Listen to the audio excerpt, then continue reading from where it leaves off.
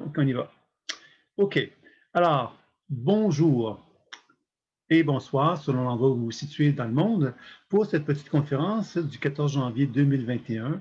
Donc, joyeuse année à tous en cette belle année 2021 qui s'offre à nous avec plein d'espoir et d'excitation à envisager cette année d'une façon différente de celle qui s'est terminée tout récemment. Alors, donc, j'espère que vous allez bien et que vous êtes prêts pour cette année 2021. Alors, si vous avez des commentaires, des questions, des choses comme ça que vous aimeriez me faire savoir, ben, dites-le moi. Alors, donc, je présume qu'il y a des gens de la France, qu'il y a des gens du Québec, des gens peut-être d'ailleurs. Hein, donc, si vous avez envie de me faire un petit coucou pour me faire savoir d'où est-ce que vous êtes, ça me fera plaisir de vous en informer, d'en être informé. Et puis donc, pour commencer tout doucement, bien évidemment, pour ceux qui me connaissent, je pense que vous me connaissez puisque vous êtes dans mon mailing list. Hein, donc, moi, ça fait plus de 30 ans que je fais des pratiques intuitives avec des gens en clientèle et que j'enseigne donc depuis plus de 25 ans aussi pour comment développer les habiletés intuitives. Donc, aujourd'hui, bien évidemment, on va essayer d'utiliser un petit peu mes habiletés avec une présentation afin de regarder de quelle façon cette année 2021 peut être positive et évolutive pour chacun d'entre nous. Alors, il y a des gens de la Suisse, il y a des gens du Québec, je présume qu'il y a des gens de la France. Hein, je ne suis pas un intuitif, mais je pense qu'il y a des gens de la France qui doivent être là. Et peut-être même de la Belgique. Quelquefois, ça arrive que la Belgique est là également, et peut-être d'autres pays dans l'Europe, dans le monde francophone. Et même des fois des gens des États-Unis, choses comme ça, qui sont présents également. Donc voilà. OK, donc on va commencer doucement, si vous voulez bien, cette conférence. En fin de compte, ce que j'avais envie, dans un premier temps, c'était de regarder un petit peu la Terre, la planète Terre, le monde humain, la collectivité humaine et le monde spirituel, essayer de regarder ces trois volets-là pour commencer à mettre un peu sur la table quels sont les enjeux de l'année 2021 par rapport évidemment à ce qui se passe aussi concernant le COVID, qui est un thème qui inévitablement est difficile de mettre de côté puisqu'il a pris tellement de place dans nos vies, tant dans notre vie réelle, hein, puisqu'on est confiné dans bien des cas, on est confronté à des décisions gouvernementales qui ont un impact sur notre vie. Puis évidemment, on est constamment animé, on a constamment d'informations pendant des nouvelles, etc., qui nous rappellent cette situation-là. Donc, la première chose que j'avais envie de faire, c'est de regarder un petit peu la planète Terre pour mettre en évidence un petit peu qu'est-ce que moi je percevais de la planète Terre dans sa conscience. Alors, il faut savoir que quand on est un thérapeute intuitif, on peut faire une lecture intuitive d'une personne, mais on peut également faire une lecture intuitive d'une planète où on sait que la planète Terre, d'ailleurs, il y a M. Lovelock, il me semble, qui avait mis en évidence que la planète Terre, c'était un organisme vivant. Ça fait un certain temps, il avait écrit un livre qui s'appelait Gaïa, et qui avait révolutionné à l'époque la pensée humaine, puisqu'il mettait en évidence que la planète Terre est un organisme vivant qui avait donc une conscience à quelque part et qu'il fallait le voir comme un être humain, un organisme humain plutôt. Et dans ce sens-là, bien évidemment, c'était à l'époque quelque chose de très intéressant. Puis évidemment, quand on est un thérapeute intuitif, on peut effectivement se relier à la planète Terre puis regarder un petit peu la vie qui s'opère en elle. On peut également prendre le temps de regarder la conscience qui anime la planète Terre, puis on pourrait visiter même la planète Terre à travers différents lieux, différents pays, non pas pour aller voir l'humain qui est à l'intérieur de ces pays-là, mais pour voir plutôt la conscience de la planète Terre qui s'opère dans ces pays-là. Alors, je n'ai pas fait une étude approfondie, évidemment, sur ce qui se passait sur la planète Terre en détail. J'ai plus voulu mettre en évidence un petit peu ce que je sentais de la planète Terre dans sa globalité par rapport à ce qui se passe actuellement. Et ce que j'observais, c'est que la planète Terre semble être un peu comme un état de rébellion. Alors, la rébellion, ça veut dire quoi? Mais ça veut dire quelque part que la planète Terre a comprise qu'elle est en danger par rapport au fait que l'être humain qui vit sur Terre affecte son fonctionnement, même entraîne peut-être une perturbation suffisamment importante pour que la planète Terre puisse prendre conscience d'un risque d'être atteint d'une maladie incurable. On va dire ça comme ça. Donc, la planète Terre a une volonté de reconnaître à quelque part que l'être humain est devenu un danger pour elle. Et ce danger-là, bien évidemment, fait que la planète Terre pourrait créer donc des conditions afin de tenter justement de mettre l'être humain un peu plus en contrôle, ou en tout cas, ou carrément de l'éliminer. Alors évidemment, là, je ne suis pas en train de vous dire des trucs, là, catastrophes, la fin du monde, etc. Mais je suis en train de vous dire simplement que la planète Terre a cette volonté-là, donc une volonté peut-être de ramener l'être humain sur une bonne direction, sur un bon chemin. Évidemment, l'être humain a sa responsabilité, puis il a sa volonté, lui, de se dire, bon, ben, est-ce que j'accepte ce que la planète Terre me propose ou pas? Hein, c'est un droit qu'on a tous en tant que collectivité humaine, et je vais y revenir quand je vais parler de l'humanité d'une façon globale. Mais la planète Terre, bon, ce qu'il faut comprendre ici, c'est que la planète Terre est malade. Pourquoi? Mais parce que justement, l'être humain essaie quelque part de dominer la planète Terre. On comprend que l'être humain, de quelle façon il gère la planète, c'est qu'il considère que la planète est à lui et que les ressources que la planète Terre peut lui apporter, ben lui, il les considère comme étant son droit et il en fait un peu ce qu'il veut. Et en faisant un peu ce qu'il veut, bien évidemment, il va donc exagérer dans sa volonté d'exploiter la planète Terre. Puis la planète Terre, bien évidemment, va donc avoir de plus en plus de difficultés à se ressourcer et à pouvoir redonner à l'humanité ce qu'elle est capable de donner parce qu'on l'exploite trop. On ne tient pas compte des règles de la vie, en fin de compte. Et ça, je pense que c'est un thème très important pour cette année 2021, cette notion de règles de la vie.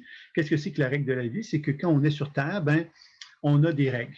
Les règles, c'est que si on veut, par exemple, récolter des légumes, ben, il y a des règles à respecter pour pouvoir les obtenir. Donc, la planète Terre fonctionne selon une façon de faire. On ne peut pas réinventer cette façon de faire-là sans perturber l'équilibre de la planète Terre. Et on sait que la planète Terre, ben, c'est un organisme vivant, donc il sait s'adapter. Alors, si on cherche à créer des conditions qui ne sont pas propres à son développement normal, ben, la planète Terre va trouver d'autres façons pour s'ajuster, pour essayer de survivre. C'est un peu le principe de la vie. Comme nous, en tant qu'être humain, on fait la même chose. Je pense entre autres au principe de Monsanto. Monsanto s'est dit, ben voilà, nous, on va on va faire des mutations, des transformations, puis on va faire des graines qui vont résister à divers types de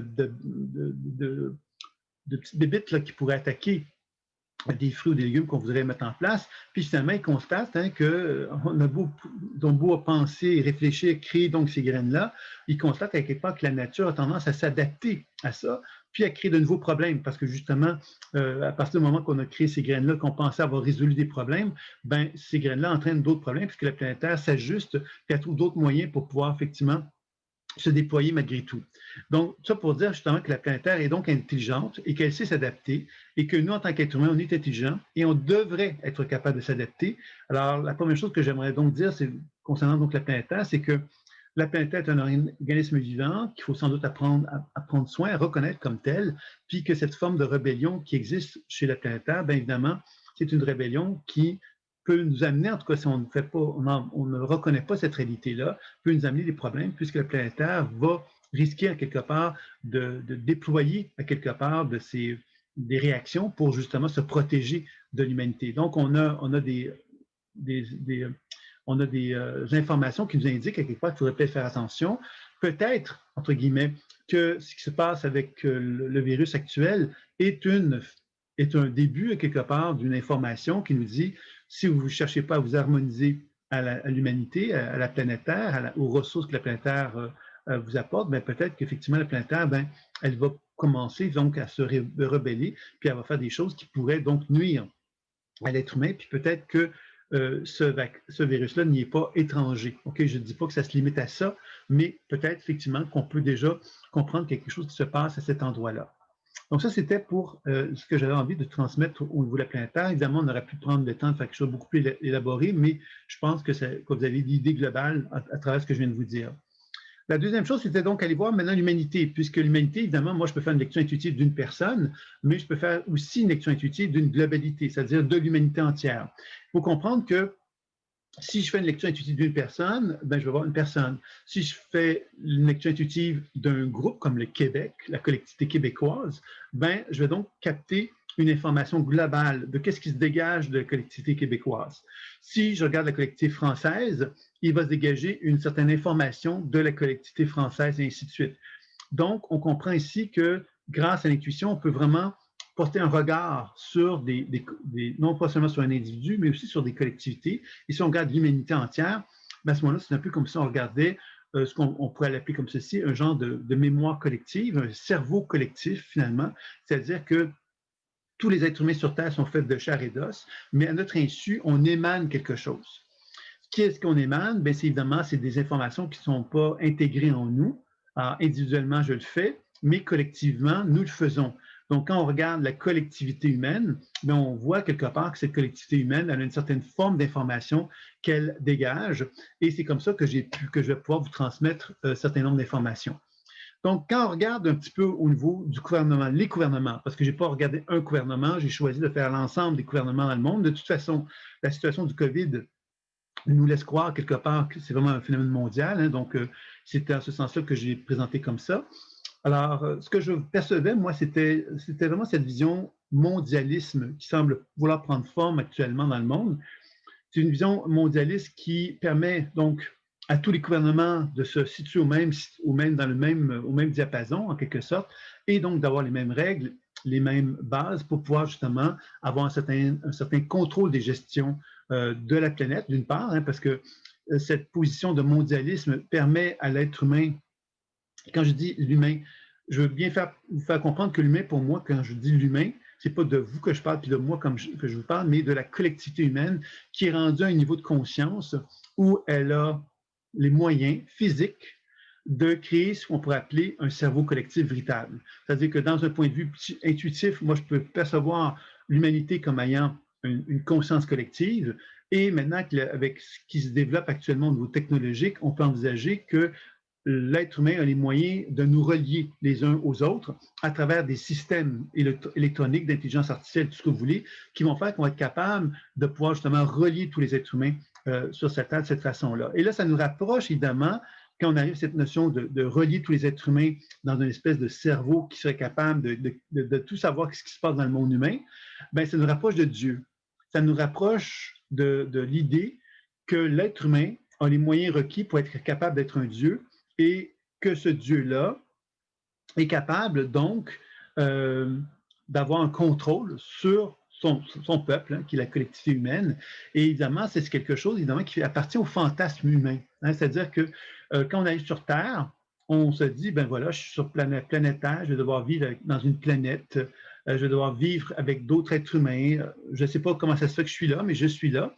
Puis, évidemment, à travers le développement humain, ben, l'être humain arrive tout doucement à découvrir qu'il est possible pour lui de, entre guillemets, de dominer, en fin de compte, le monde, puisqu'il y a les moyens de dominer, entre guillemets, la planète Terre, et l'exploiter d'ailleurs de façon assez importante. Et là, on commence à prendre conscience qu'on peut, bon, on a dominé évidemment les règnes végétaux, animaux, et là, on commence à prendre conscience qu'il est possible de dominer l'humain, et on n'est pas, tu sais, on pourrait se dire, ah, mais ils sont méchants, ces gens-là. Non, mais on est tous dedans. C'est-à-dire que ce fantasme-là de dominer l'humanité, on est tous là-dedans parce que ça fait des années et des années et des années qu'on cultive dans notre imaginaire cette fantaisie-là. Cette fantaisie-là, quelque part, que l'être humain que nous sommes, soyons assez grands, assez forts, assez puissants pour être capable de dominer l'univers, entre guillemets, notre univers à nous, en tous les cas, c'est-à-dire de dominer donc la planète Terre, de dominer tous les règnes habitant le monde terrestre, y compris l'être humain, et pour arriver justement à concevoir quelque part une nouvelle forme d'humanité dans laquelle l'intelligence artificielle ne serait pas étrangère, selon moi, hein, dans laquelle il y a toute cette possibilité d'amener un futur, hein, ce qu'on avait en tête comme étant le futur, de pouvoir maintenant l'intégrer dans notre réalité actuelle à travers donc tout le principe de tout ce qui s'appellerait donc le côté robotisé, hein, qu'on pourrait amener dans le corps humain, dans l'être humain, pour pouvoir justement augmenter les capacités humaines pour le rendre encore plus puissant, etc., etc. Donc, de réinventer l'humain, un peu comme de réinventer l'humain comme si on était le Dieu et qu'on allait créer un humain supérieur à ce qui avait été auparavant. Je vous parle de ça parce que finalement, tout ça, au niveau symbolique du terme, bien évidemment, ça met en évidence une chose toute simple, c'est que il y a deux grands courants, puis j'en ai déjà parlé peut-être pour ceux qui me suivent depuis un certain temps, il y a deux grands courants humains au niveau psychique. Hein, il y a le courant que j'appelle les mémoires limitatives et le courant que j'appelle les mémoires expansives. Les mémoires limitatives sont les mémoires, quelque part, qui correspondent à des énergies psychiques qui veulent vivre jusqu'à la fin des temps. Elles ne veulent pas mourir. Et ces mémoires limitatives-là sont souvent associées à des expériences émotionnelles de niveau de basse qualité. Par exemple, la colère, on en vit depuis le début des temps et on en vivra encore bien longtemps, je pense. Hein. Et cette colère-là, finalement, elle va finalement m'amener, moi, je vais raisonner avec une colère provenant des mémoires collectives, elles vont éveiller en moi de la colère, puis moi, cette colère-là va éveiller quelque chose en moi qui va produire de l'énergie de colère, qui va ensuite nourrir cette mémoire-là. Et ça devient une espèce de cercle vicieux qui fait que moi, en tant qu'être humain, je n'assume pas pleinement qui je suis parce que je suis manipulé, entre guillemets, par des mémoires collectives qui nourrissent à quelque part des états émotionnels que je ne maîtrise plus moi-même finalement parce qu'ils ne m'appartiennent pas complètement et qui font qu'on devient une espèce de processus sans fin de colère, si on prend cet exemple-là. Alors, j'avais envie donc de vous faire part justement de cette réflexion-là que l'être humain se trouve être, entre guillemets, donc manipulé par cette mémoire collective-là. Cette mémoire collective-là, finalement, elle veut exister, elle a une volonté de survivre. Et puis, l'être humain a atteint un niveau de maturité suffisamment élevé pour être capable d'envisager quelque part que toute cette expérience de mémoire humaine qui s'est développée depuis le début des temps, bien, il y a la capacité de l'emmagasiner. Je fais référence entre autres aux ordinateurs quantiques, qui sont des ordinateurs qui sont en voie de développement, puis vont même être sur le marché pas très longtemps, je pense, qui mettent en évidence à quelque part que l'information, on peut maintenant accumuler de l'information de façon gigantesque dans des ordinateurs et ça nous ouvre la porte évidemment à cette vision d'un ordinateur quantique super incroyable dans lequel tout le savoir humain se retrouverait là.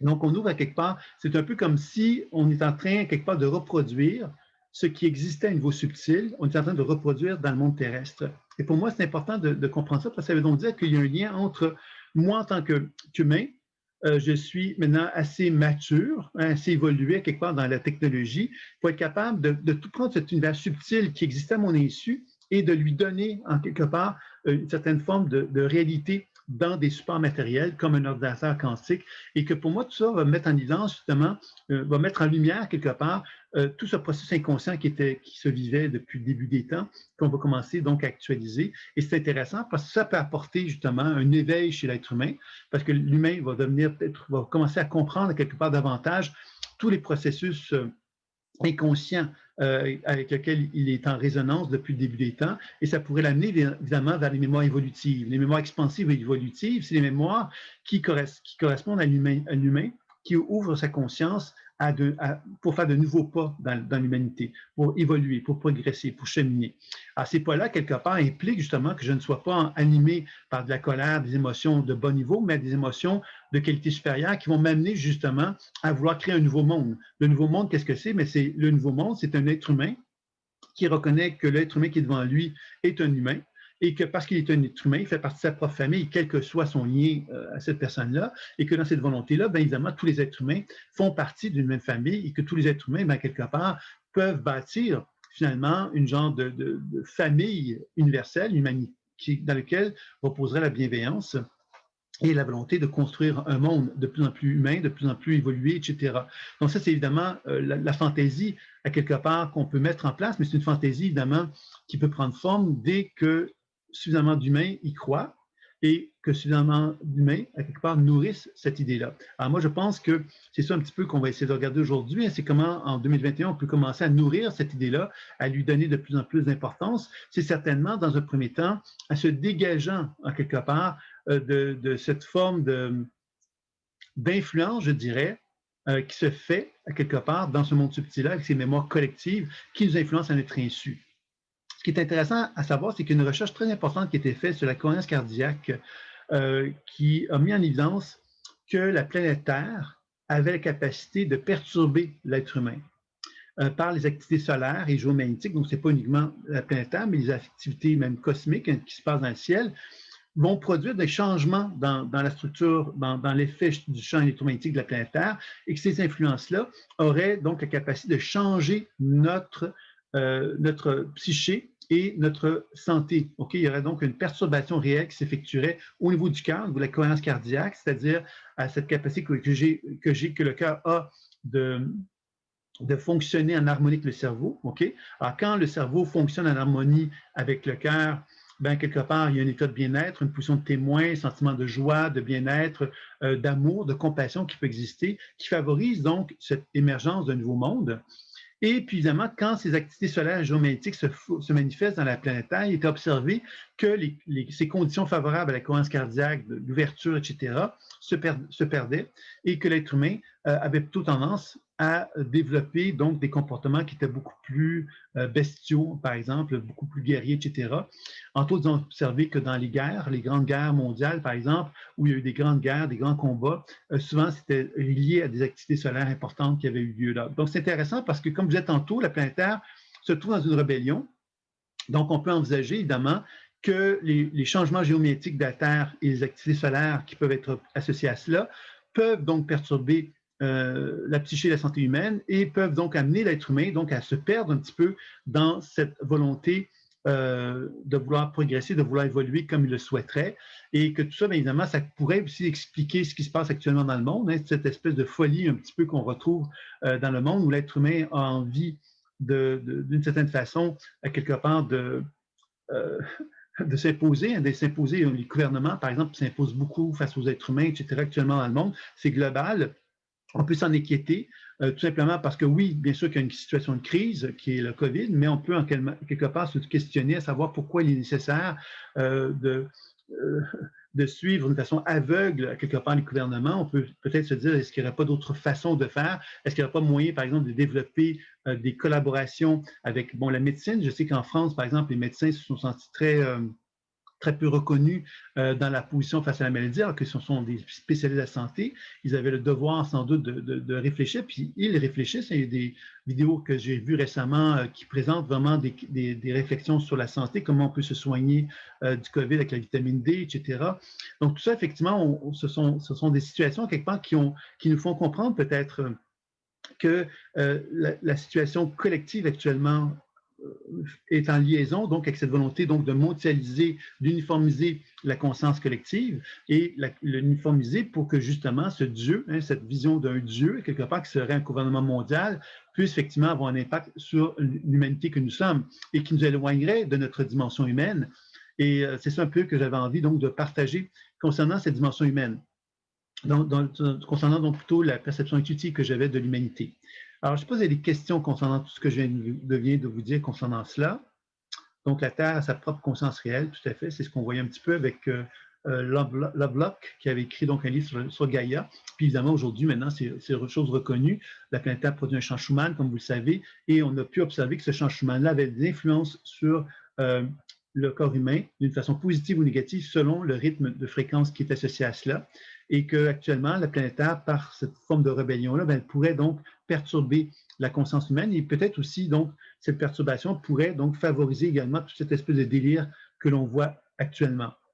Alors, la question clé maintenant, c'est qu'est-ce qu'on peut faire, nous, après avoir compris justement que l'être humain se retrouve dans une situation fragile, parce que il y a donc un certain pouvoir qui a envie de créer une forme de mondialisation. Certainement, on peut envisager cette chose-là.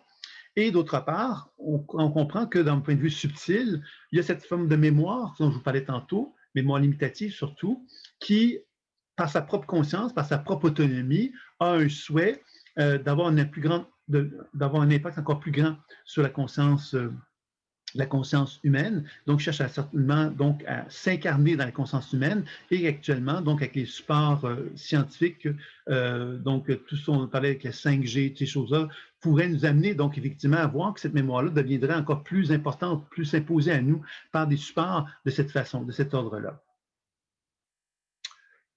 Rester dans son centre et savoir qu'on ground cette intelligence lumière en tant qu'individu. Je ne comprends pas tout à fait ce que tu veux dire, Marie, si tu peux peut-être le préciser.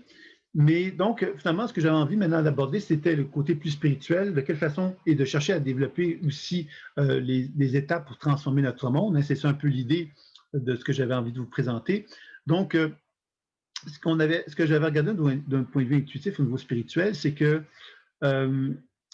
j'avais écrit un livre, puis peut-être il y en a d'autres, il y en a certains d'entre vous qui l'avaient lu parce que je l'ai proposé gratuitement à un certain moment donné. C'était Le Messager, qui est un livre qui propose justement l'idée que l'être humain que nous sommes n'a plus accès à la spiritualité. Pourquoi je disais ça? Parce que justement, on a atteint un plafond de mémoire assez important pour que cette mémoire-là nous empêche d'accéder à quelque chose d'inconnu. C'est-à-dire que la mémoire qui nous empêche d'accéder à cet univers inconnu, c'est tout ce qu'on a vécu depuis le début des temps et qui est devenu comme un genre de plafond de conscience.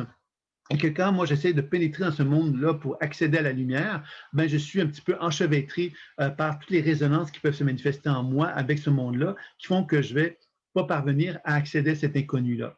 Parce que justement, cette mémoire-là, qu'est-ce qu'elle veut? Elle, c'est finalement me garder, rester vivante, comme je disais tout à l'heure, et que moi, si je résonne avec elle, ben, je me mets dans une position où je vais la nourrir, puis elle va se nourrir de moi, puis ça devient une espèce de cercle vicieux, comme j'avais déjà dit tout à l'heure, et que, évidemment, le défi que chacun de nous avons, c'est d'être capable de renouer contact avec une position de verticalité.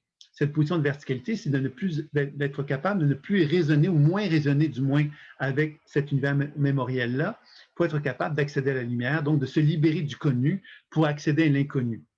Alors ça demande une certaine maturité. Et dans le niveau spirituel, c'est ça que je percevais dans un premier temps, c'est que pour renouer contact avec la vie, avec le grand V, mais il faut la maturité requise. La maturité requise, c'est par rapport à la Terre, c'est de reconnaître effectivement que la planète Terre, ben, c'est un organisme vivant et que parce que je suis mature, je vais prendre soin de la vie qui existe sur la planète Terre, tant dans la planète Terre elle-même que la forêt, que les minéraux, que les animaux, que les plantes. Vous voyez, c'est comme un respect de la vie, reconnaître à quelque part que la planète Terre n'est pas un objet d'exploitation, mais c'est un objet, c'est un organisme vivant et que je vais donc apprendre d'en prendre soin. Ça, c'est certainement une chose qui est importante. Puis, il y a donc une importante recherche dont j'ai parlé un petit peu concernant la cohérence cardiaque, qui met en évidence que, d'une part, donc, l'être humain est influencé par des activités solaires et géomagnétiques qui sont produites par la planète Terre, mais ça met en évidence aussi qu'il constatait que lorsque des gens sont en état de cohérence cardiaque, on peut influencer la planète Terre et les organismes vivants, donc le règne végétal, les plantes, etc., les forêts, par cette capacité d'être en état de cohérence cardiaque. Alors, je crois que c'est intéressant parce que ça remet en évidence, ça nous fait voir d'une façon différente, je dirais, ce qui existe depuis très longtemps dans la spiritualité. C'est-à-dire que depuis le début des temps, on dit « Ah, ben si tout le monde se mettait à prier tous ensemble, on transformerait le monde. » C'est-à-dire que si on était capable justement de se synthétiser tous ensemble à une certaine fréquence universelle, ben on pourrait donc influencer la collectivité humaine collective. Et cette recherche sur la cohérence cardiaque, ce qu'elle met en évidence, c'est que moi, quand on est plusieurs personnes qui font la cohérence cardiaque, il semble effectivement que cet état de cohérence cardiaque-là que moi j'ai émet donc une certaine fréquence. Cette fréquence-là, elle est reçue par la planète Terre qui me réémet une certaine fréquence. Et la planète Terre, évidemment, par sa capacité de conduire des champs électromagnétiques dans la Terre, ben, elle puisse induire des états plus harmonieux sur la planète Terre, amenant donc un équilibre plus important au niveau des plantes, des arbres, des organismes vivants, des animaux, des autres êtres humains, etc. Alors, vous comprenez, c'est un peu comme si on prenait conscience que par cette technique-là, la cohérence cardiaque, on pouvait arriver donc à créer une forme de plus grande harmonie sur Terre. Et la question qui était posée, évidemment, là-dedans, c'est que, parce que pour eux, c'est de la cohérence cardiaque dont ils parlent, mais que si on se met dans cet état de cohérence cardiaque-là, ils émettent l'hypothèse qu'il serait peut-être possible de pouvoir se relier à tout et de finalement comprendre quelque part la souffrance qui peut exister dans un arbre, dans une plante, dans un animal, et être capable de le soigner. Alors évidemment, là, c'est là que la pleine conscience intuitive devient vraiment très intéressante parce qu'elle nous donne, parce qu'il est bien clair que la pleine conscience intuitive, ben c'est ça que ça permet de faire, c'est que ça me permet de voyager dans mon propre corps, donc d'aller visiter mes propres cellules. Ça me permet de visiter un autre être humain pour donc équilibrer cet être humain-là au niveau de ses cellules, mais ça me permet également de pouvoir voyager dans un arbre, dans un animal, dans une pierre, dans des ressources qui peuvent exister sur la planète Terre pour chercher justement à harmoniser la vie à l'intérieur de ça. Donc, on comprend ici que la pleine conscience intuitive nous permet justement de faire un grand travail d'harmonisation, je dirais. Cette harmonisation, pourquoi on va la faire dans un premier temps? C'est avec nous-mêmes, hein? C'est-à-dire que moi, en tant qu'être humain, en tant qu'individu, je peux déjà être en harmonie avec la vie. Alors, si je suis en harmonie avec la vie, qu'est-ce qui va se passer? Bien, je risque donc de favoriser la vie et l'harmonie de la vie dans tout l'univers, en fin de compte, en reconnaissant cette recherche qui a été faite sur la cohérence cardiaque, on peut envisager évidemment qu'il serait possible de favoriser la vie et qu'on a tous un rôle à jouer dans ce sens-là, que pour 2021, mais peut-être effectivement que cette possibilité d'envisager 2021 dans cette idée qu'on puisse incarner notre propre lumière, bien, plutôt que de vivre ce sentiment d'être une victime ou ce sentiment d'être dans la peur ou ce sentiment d'être angoissé parce que malheureusement, les messages politiques qui nous sont transmis au niveau de la santé, etc., face à la crise, ne sont pas des signaux à quelque part qui sont des signaux de maturité. C'est souvent des signaux à quelque part qui entraînent la panique, qui entraînent l'inconfort, qui entraînent l'angoisse parce que justement, on ne nous donne pas de solution. On nous fait plus valoir quelque part qu'on est prisonnier de quelque chose puis que le seul moyen d'en sortir, c'est par un vaccin ou je ne sais quoi.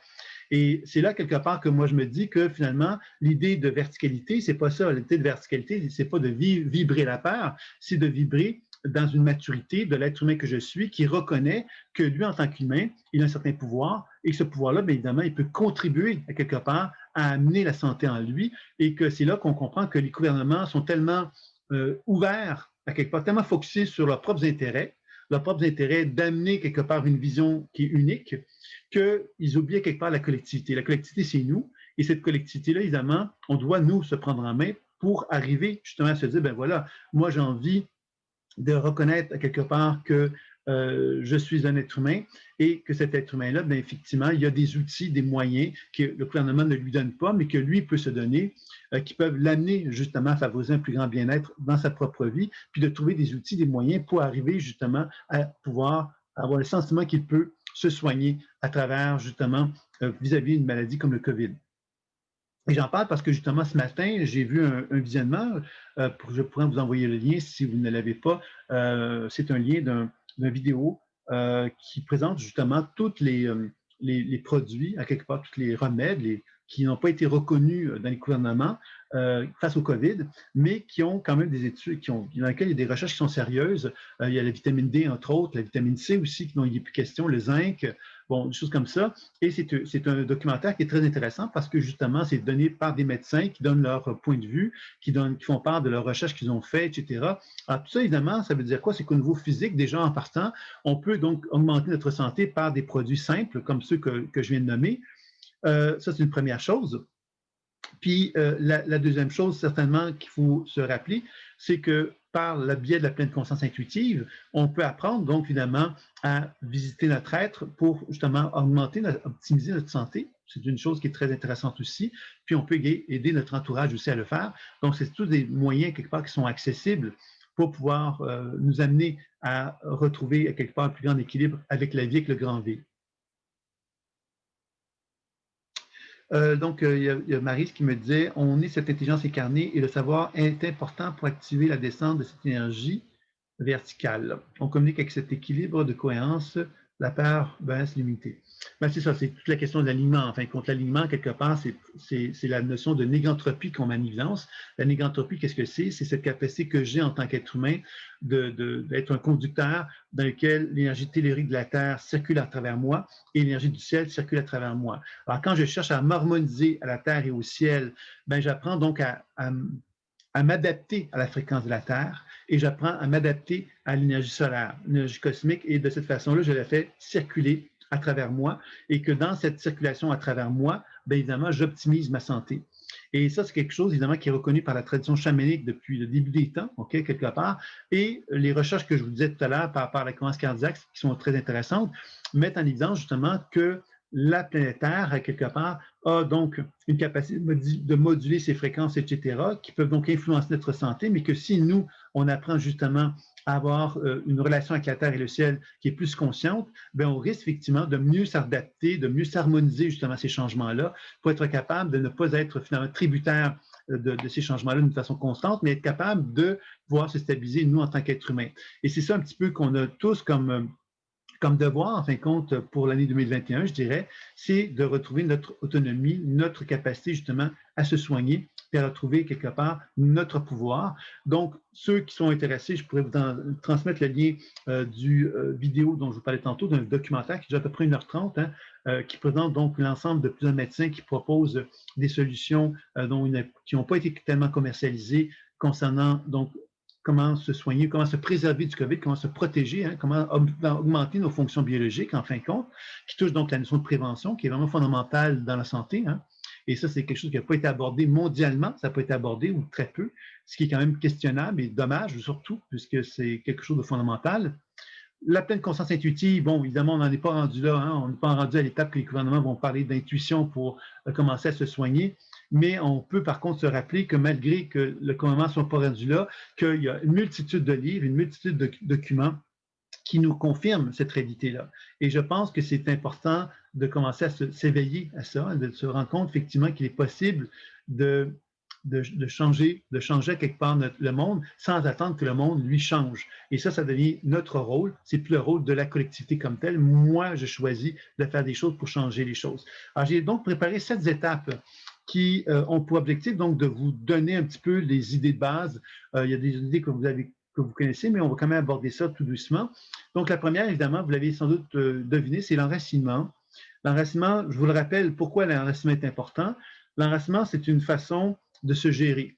Se gérer, c'est-à-dire qu'on ne se gère pas une fois par année, puis on dit, ben, je me suis enraciné une fois par année, j'ai été enraciné une fois, c'est beau, je n'ai pas besoin d'y revenir. Non, non.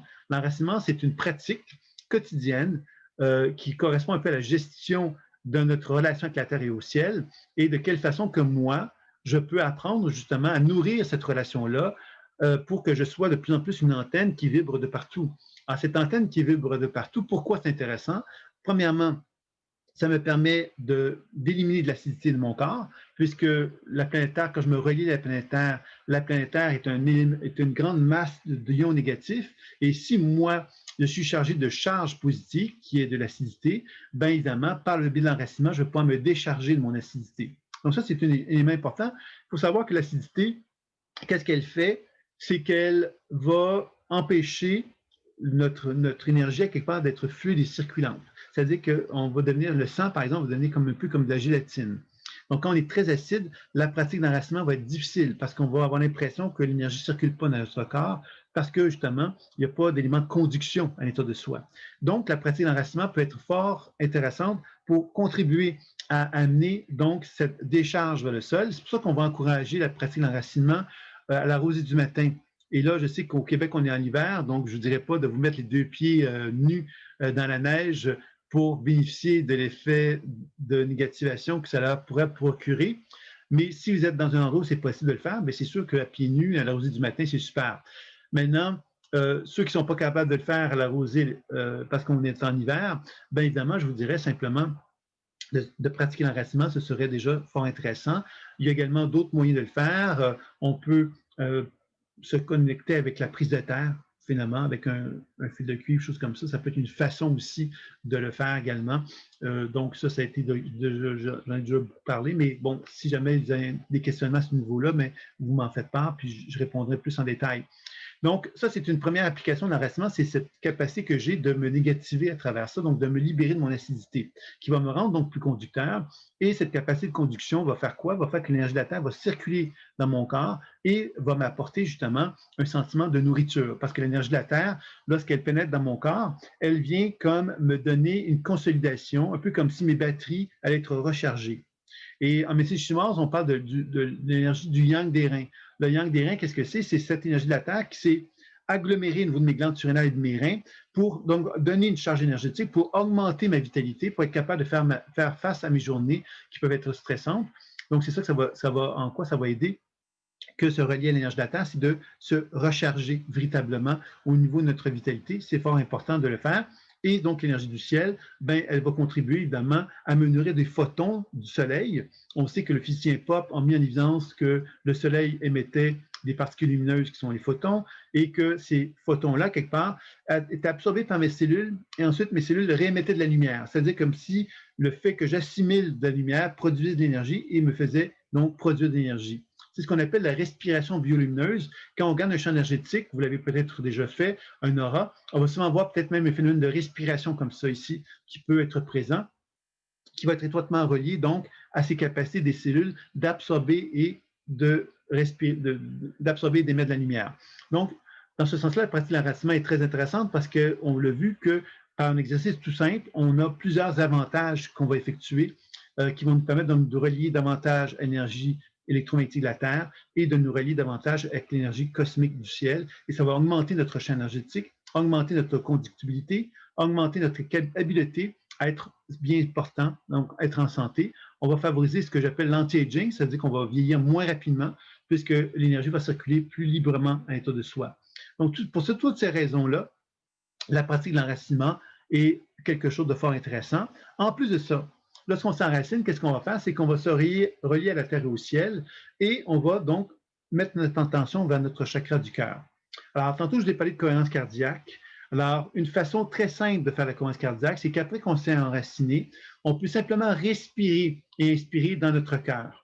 Ça peut être une façon qui va favoriser la cohérence cardiaque. C'était démontré dans les organismes qui font des études sur la cohérence cardiaque que cette technique-là parvenait à nous amener à un état de cohérence cardiaque.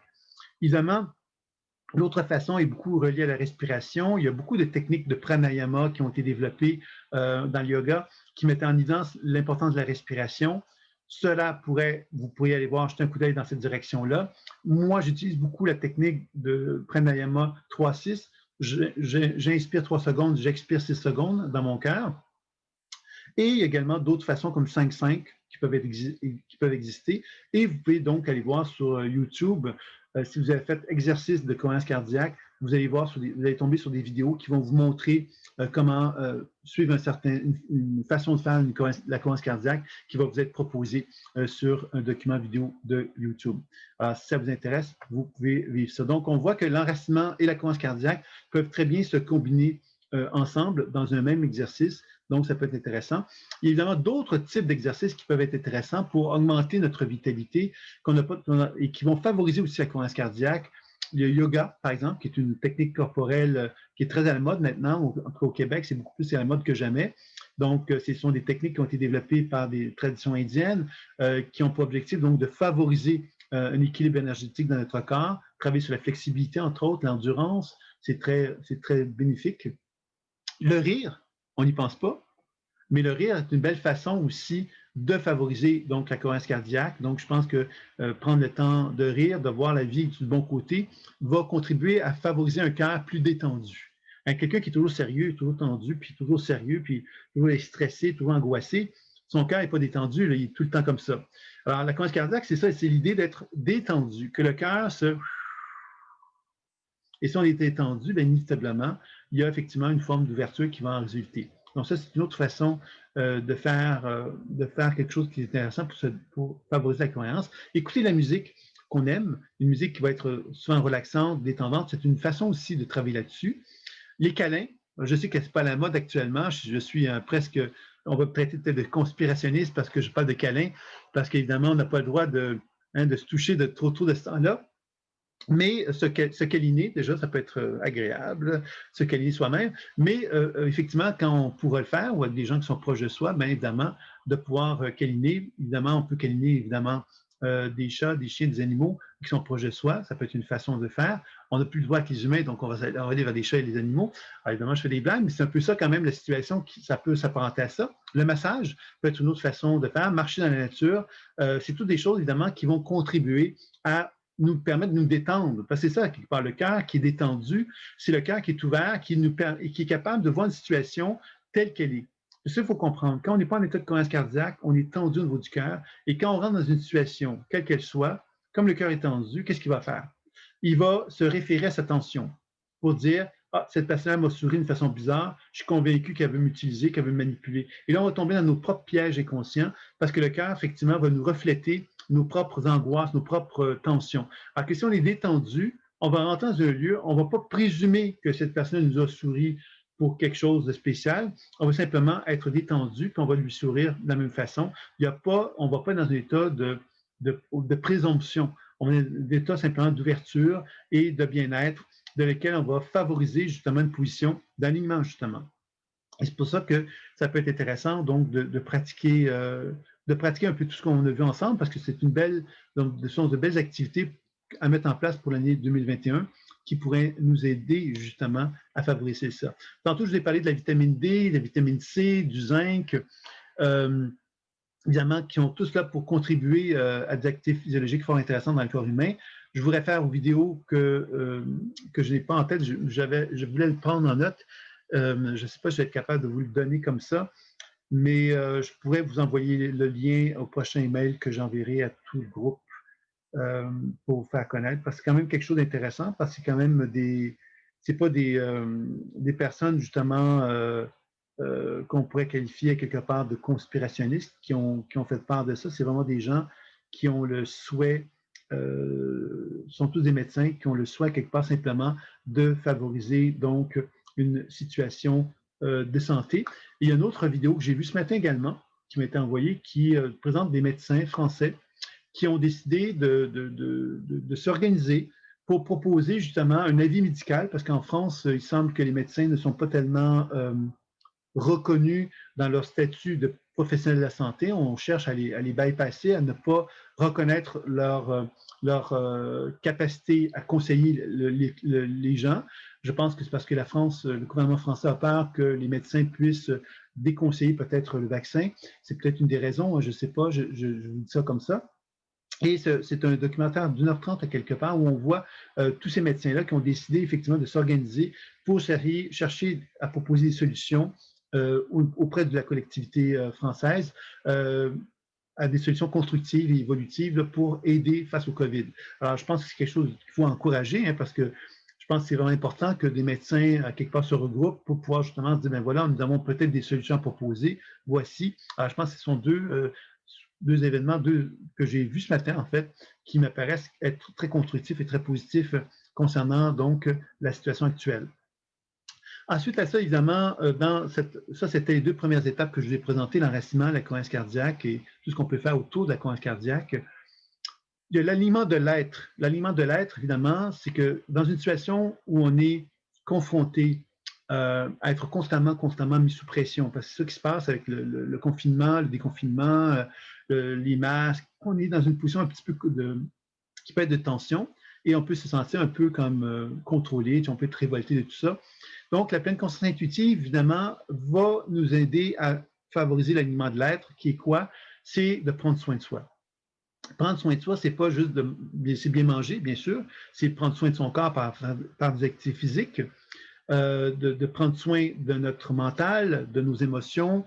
Vous voyez, c'est finalement prendre soin de notre globalité en tant qu'être holistique que nous sommes. Et c'est certain que la pleine conscience intuitive a un rôle à jouer parce qu'elle peut nous aider à faire des voyages à l'intérieur de soi. Ces voyages-là nous permettent non pas d'être dans le principe des idées, parce qu'actuellement, ce qui se passe avec le COVID, c'est qu'on est énormément dans le principe des idées. C'est-à-dire qu'on va donner notre point de vue. Chacun va donner son point de vue. Ah, moi, je pense ceci, moi, je pense cela. Et la pleine conscience intuitive, qu'est-ce qui est intéressant, que moi, j'ai toujours beaucoup apprécié, c'est plutôt que de parler, on va se taire et on va à l'intérieur de soi. Alors, je pourrais très bien dire, ah ben moi, je suis toujours fatigué, je ne sais pas pourquoi. Mais je pourrais me taire, plutôt que de dire ça, je pourrais me taire puis je pourrais aller voir ben, pourquoi. Prendre le temps d'aller voir pourquoi je suis toujours fatigué. Alors, évidemment, ce n'est pas quelque chose qu'on est habitué de faire. Parce que socialement parlant, évidemment, on est habitué, nous, à pointer du doigt. Je suis toujours fatigué parce que je travaille trop, parce que ceci, parce que cela. On n'est pas habitué à poser un regard sur soi de l'intérieur pour se dire, ben, y a-t-il des raisons au fait que je sois fatigué, au fait que je me sente mal, que je me sente emprisonné par les confinements, ou que je me sente dominé ou soumis, ou je ne sais quoi. Tout ça, effectivement, me ramène vers ma responsabilité. Et ma responsabilité, évidemment, par le biais de la pleine conscience intuitive, c'est de me rendre compte que je peux faire des voyages en dedans de moi pour découvrir que mon corps me parle. J'ai dit tantôt que la planète Terre est un organisme vivant. Je suis un organisme vivant, mais cet organisme vivant, il n'est pas juste là.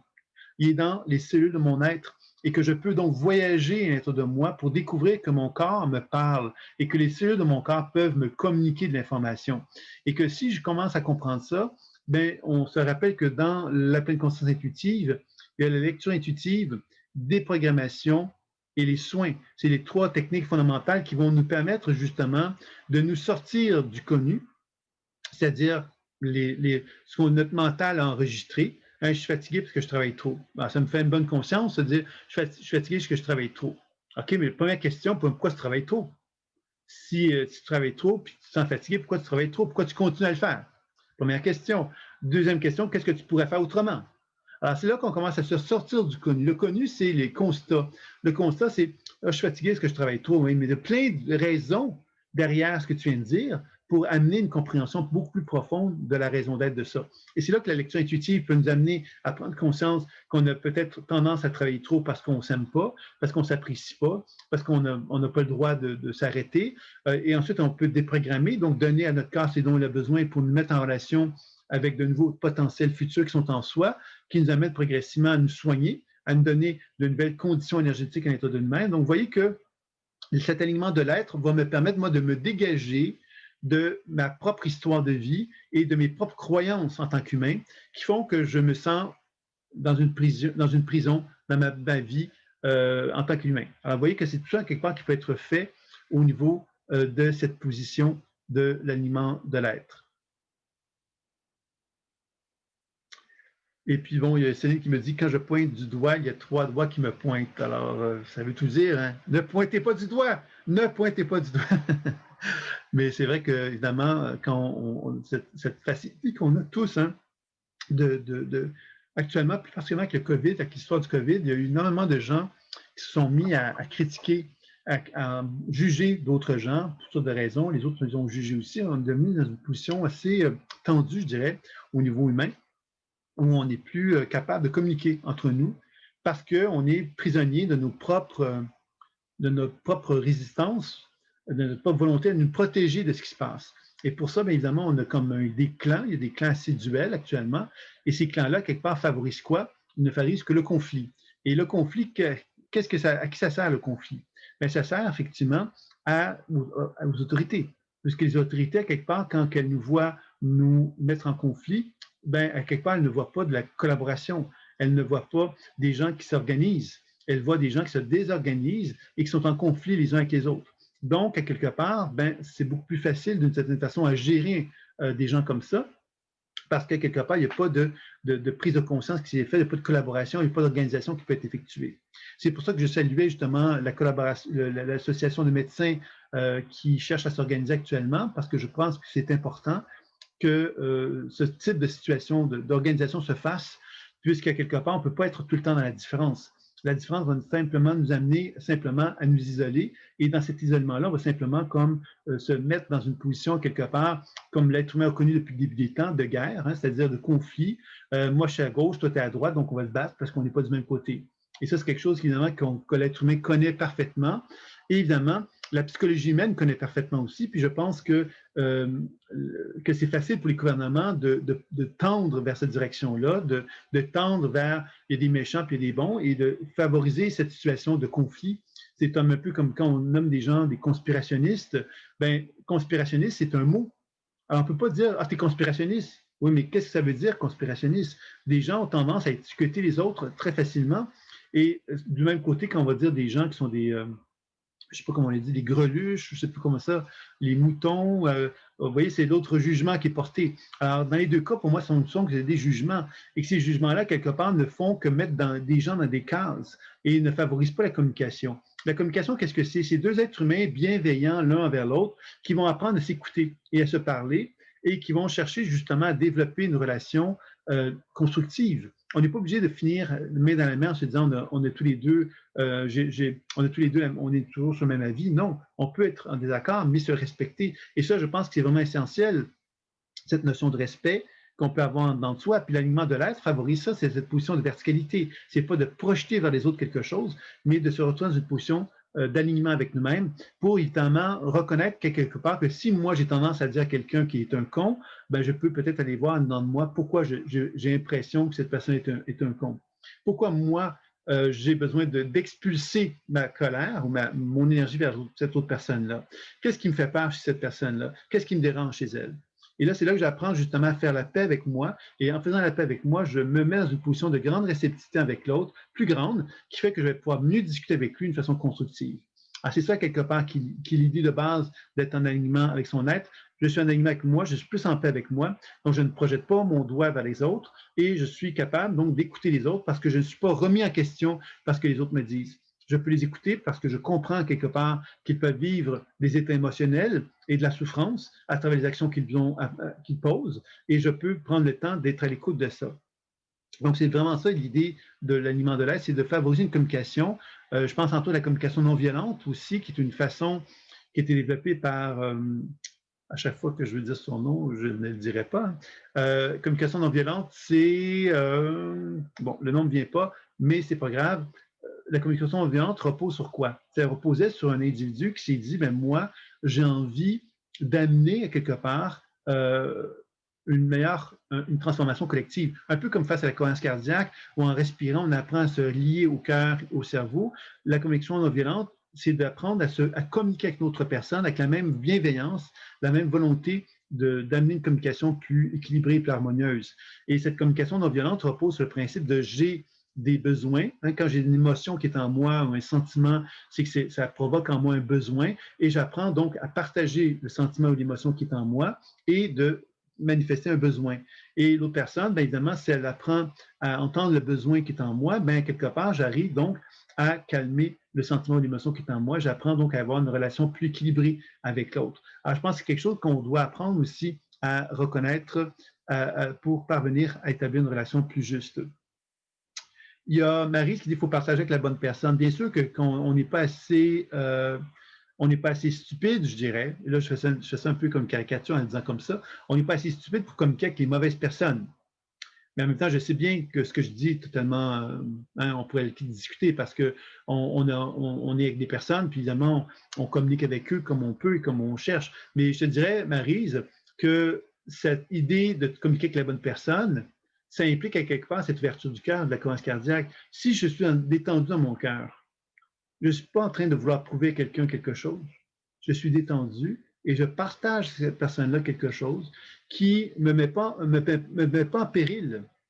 Ben, si je dis à quelqu'un quelque chose, l'autre personne n'est pas d'accord avec moi, ben moi, je peux être complètement dégagé de ça, puis dire, OK, je comprends ton point de vue, je ne le partage pas nécessairement, ça ne fait pas de nous des ennemis, ça ne fait pas de nous des gens, je n'ai pas besoin, moi, de te convaincre de quelque chose, et tu n'as surtout pas besoin de me convaincre quelque chose. On peut très bien, quelque part, partager, communiquer, sans tomber dans cette notion de conflit, en quelque part. Beaucoup sont sympathiques et non empathiques. Oui, oui, mais à quelque part, ce que tu dis, finalement, on pourrait te l'attribuer à toi aussi. Peut-être que des gens pourraient te dire la même chose. Ça, c'est là qu'on comprend cette notion de quand on projette vers les autres quelque chose, quand on dit quelque chose à quelqu'un, c'est peut-être quelque chose qui nous habite aussi. Et que plus cette ouverture est présente en moi, plus je suis dégagé des autres. Moins je suis dans une position de dégagement vers les autres, plus je réagis aux autres. Et c'est ça la cohérence cardiaque, c'est ça que ça manifeste, c'est la pratique de l'enracinement aussi. C'est cette position que j'ai, moi, de flexibilité, qui n'est pas une position de faiblesse. Être flexible n'est pas être stupide, n'être pas soumis. C'est être capable de manifester notre force, notre puissance dans un alignement, donc dans une non-réaction inutile. Parce que la réaction, c'est là qu'on va entraîner des discussions comme on en voit actuellement beaucoup avec le COVID. Hein, des gens qui vont prendre la moutruche, comme merci Carole, hein. Il y a des gens qui vont se faire dire qu'ils sont une moutruche et d'autres vont se faire dire qu'ils sont des conspirationnistes. Alors pour moi, ça vaut la même chose. Il y a pour moi, il y a quelque part quelque chose d'inutile dans cette forme de catégorisation qui nous rassure, tout simplement. Ça ne fait que sécuriser ce que nous, on est par rapport à l'autre, mais à quelque part, ça ne favorise pas la communication. C'est comme si moi, je fermais la porte à quelqu'un en disant « Ah, t'es un conspirationniste. Ah, t'es une moutruche. » Alors, quelque part, je ne suis pas dans une communication. Je ne fais simplement que de juger quelqu'un. Et je pense que ce n'est pas là que la communication se situe. Donc, ça, c'était pour l'alignement de l'être qui peut nous amener donc à faire un travail de plus en plus profond sur notre propre capacité, nos propres résistances finalement à vouloir avoir raison sur les autres, parce que la situation de vouloir avoir raison sur quelqu'un d'autre ne sert à rien en fait, sinon que satisfaire mon ego. Alors, il faut comprendre ici que si on veut justement amener un changement dans le monde, ça ne vaut peut-être pas la peine de perdre notre temps à vouloir convaincre des gens qui ne sont pas convaincables, et ça voudrait dire qu'on va vivre des conflits avec ces gens-là inutilement. Donc, je pense que c'est peut-être plus intéressant d'envisager de se dire, mais de quelle façon que moi, je peux construire des relations avec des gens qui vont m'amener à avoir développé un impact sur la collectivité. Donc, c'est là que ça m'amène à l'idée de s'associer à des regroupements, à des structures qui vont pouvoir nous aider à faire valoir des points de vue qu'on peut avoir. L'autre élément qui était important, la quatrième étape, c'était les soins de la planète. Alors, évidemment, les soins de la planète, ça peut se faire à travers donc l'agriculture biologique. Hein. Je peux valoriser les aliments bio, je peux valoriser l'écologie, ne pas manger d'animaux, voyez, plein de choses comme ça, prendre conscience à quelque part de toute la gestion des pollutions, le plastique et tout ça qu'on peut retrouver. Donc, on peut devenir responsable de la façon qu'on gère les pollutions qui sont produites sur Terre. Alors, on peut le faire dans un contexte individuel. Moi, je décide de faire des choix en fonction de ça. C'est déjà en soi des actions que l'on fait. Je suis conscient en disant ça que l'agriculture biologique coûte beaucoup plus cher que l'agriculture tout court. Donc, ça, c'est des choses, évidemment, à lesquelles il faut faire face, malheureusement. Mais ce sont quand même des choix qui m'apparaissent être des choix où on choisit à quelque part la vie et non pas, finalement, les choix, quelque part, de toutes ces productions, quelque part, qui vont souvent nous éloigner de la nature. Il y a évidemment la pleine conscience intuitive qui peut nous amener justement à développer les soins de la planète. Alors évidemment, tantôt je vais parler donc de l'enracinement, de la cohérence cardiaque, de la pleine conscience intuitive appliquée vers moi pour développer une forme d'ouverture envers qui je suis, mais on peut également le faire sur la planète. Par exemple, le faire sur un terrain dans lequel, mettons, j'ai un jardin. Je peux le faire évidemment sur une forêt. Je peux le faire dans une relation avec la vie où je cherche à m'harmoniser davantage avec la nature, avec la planète, avec l'organisation que la planète manifeste. Alors, je pense que c'est des choses qui peuvent être importantes aussi, donc de reconnaître que par mon intention, je peux donc développer une relation plus évoluée et plus positive avec la planète Terre.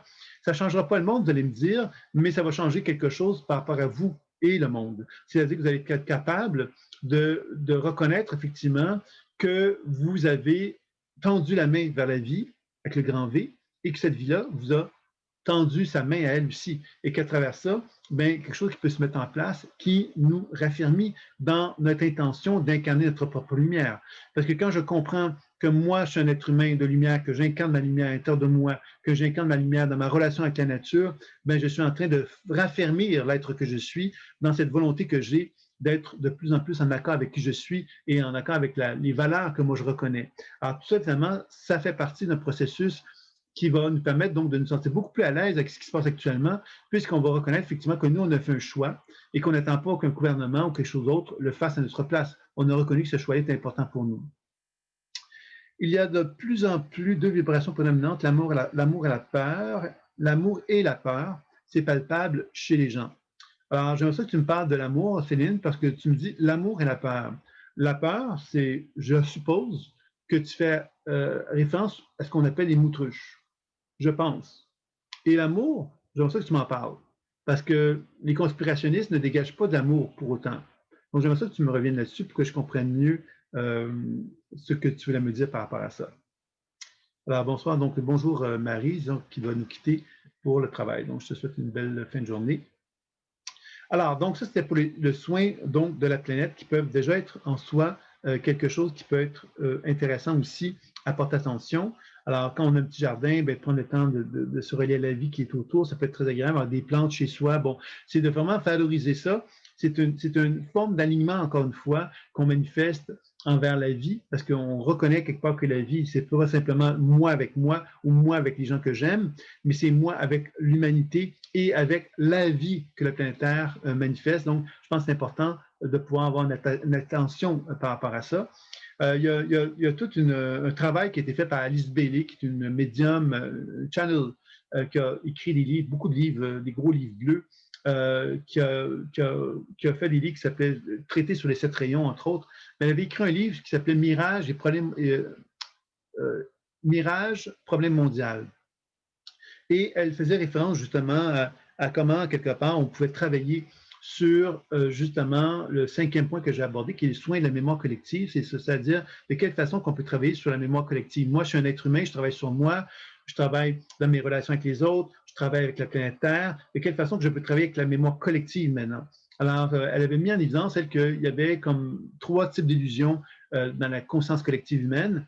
Il y avait la Maya. La Maya, c'est quoi? C'est l'illusion énergétique, c'est-à-dire tous les virus, toutes les maladies collectives que l'on retrouve, le cancer, etc. C'est toutes des maladies, à quelque part, qui ont donc une capacité d'exister dans le monde subtil et qui vont donc avoir un impact sur les êtres humains.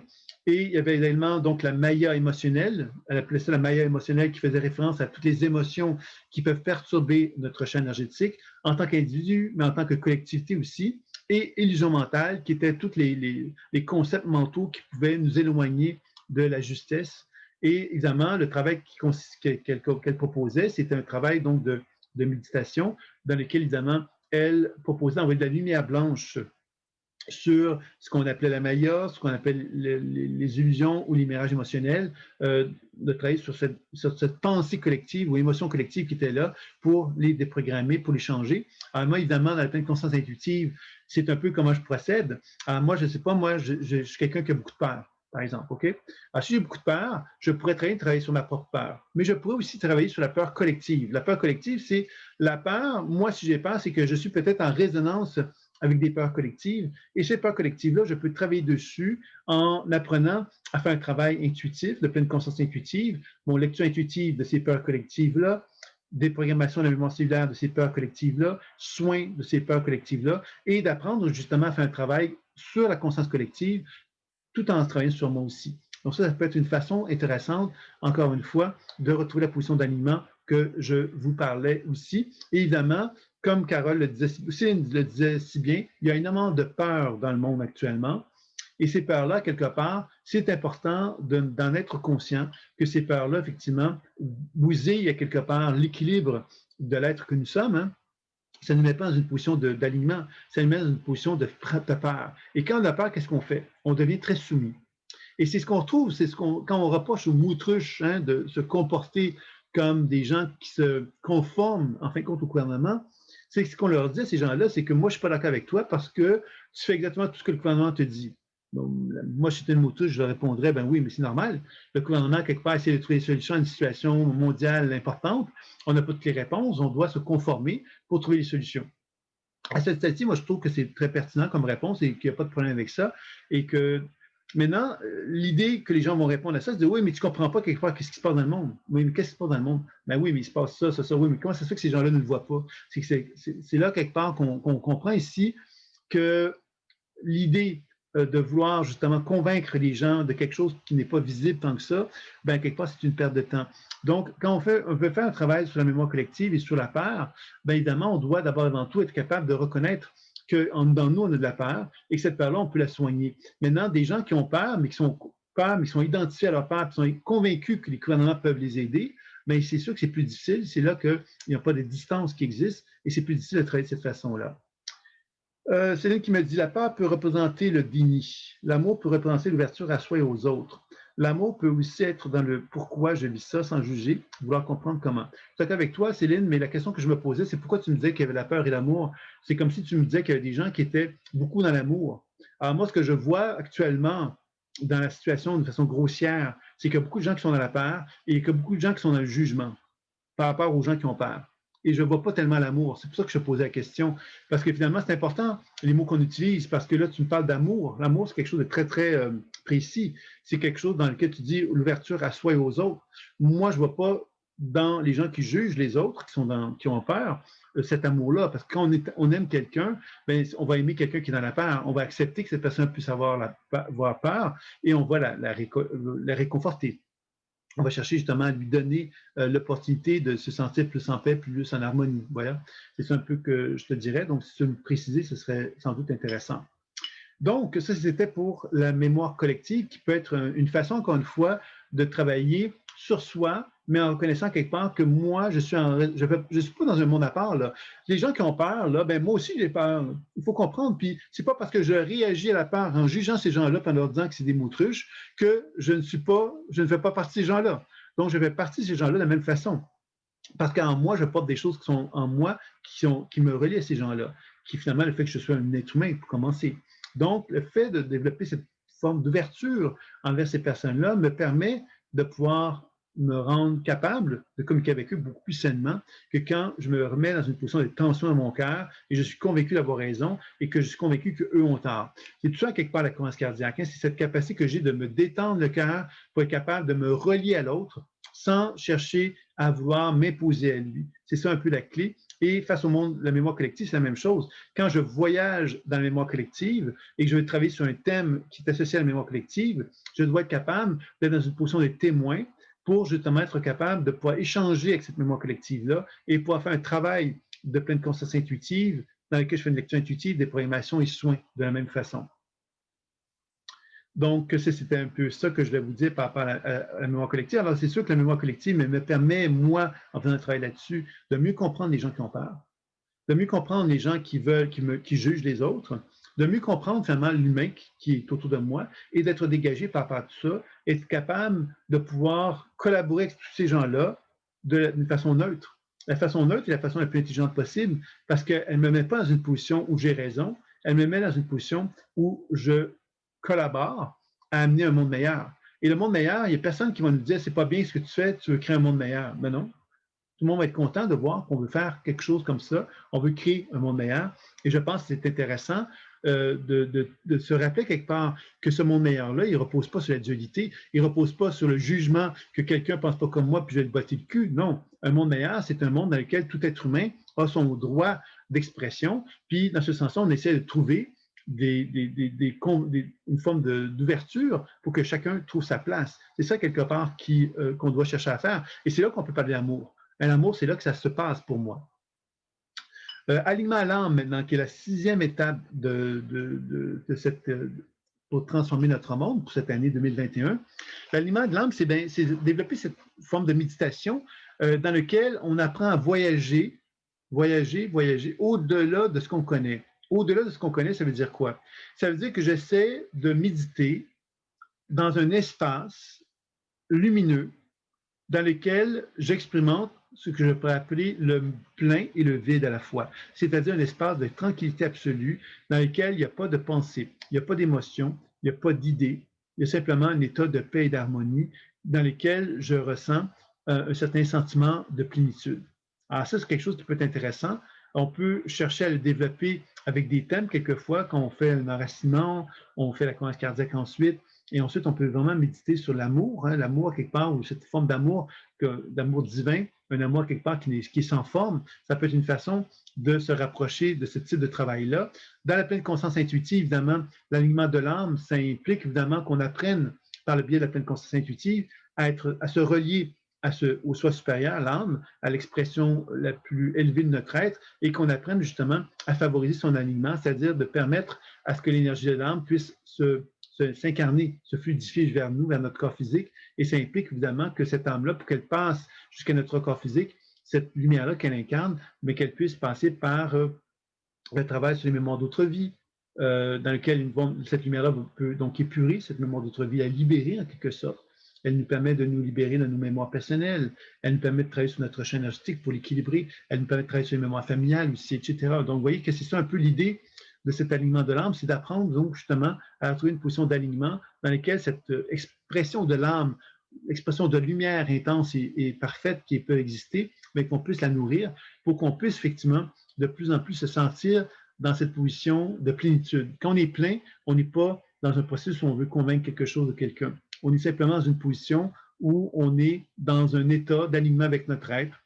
Et cet état d'alignement de notre être peut nous amener à partager avec des gens, des idées, des pensées, des choses comme ça, sans qu'on ait besoin de le convaincre de quoi que ce soit. Ça peut être intéressant donc de travailler dans cette idée de l'alignement de l'âme, et la méditation peut être une belle façon d'explorer cette lumière-là pour la rendre de plus en plus vivante, de plus en plus présente en soi, nous permettant donc de nous sentir de plus en plus solide aussi par rapport à la situation actuelle que l'on est en train de vivre.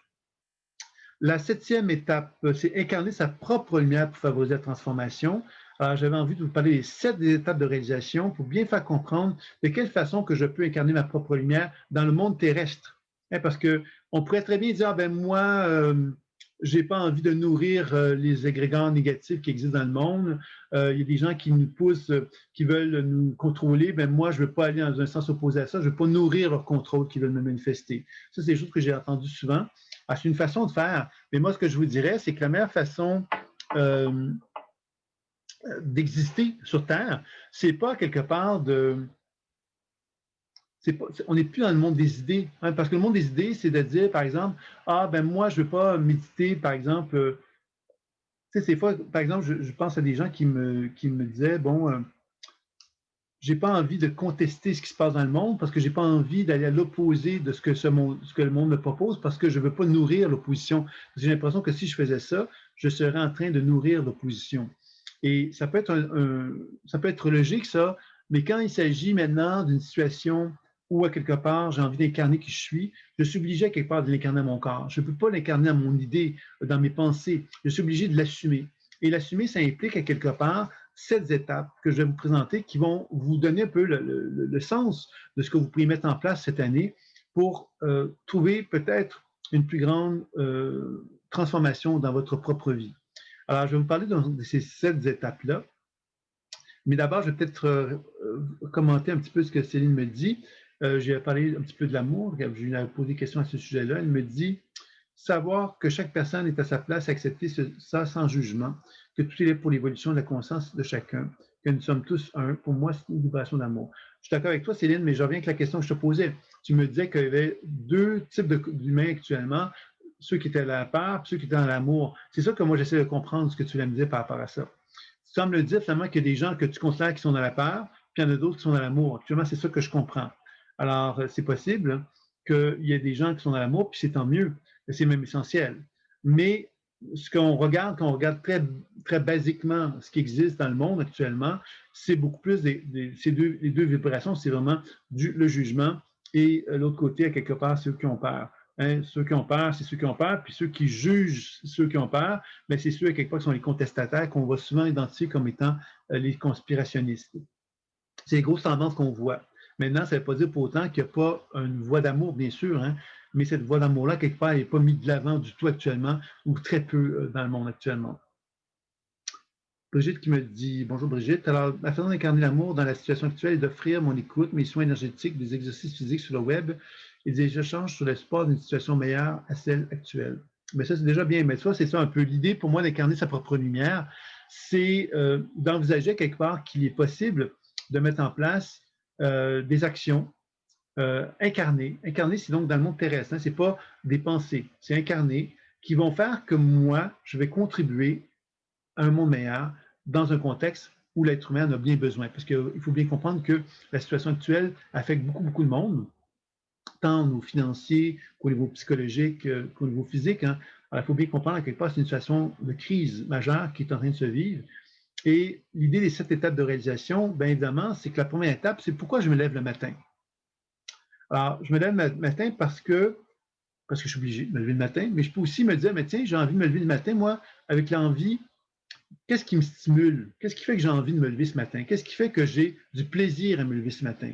Alors, vous voyez, ça, c'est une première étape qui est importante, c'est qu'est-ce qui me fait envie?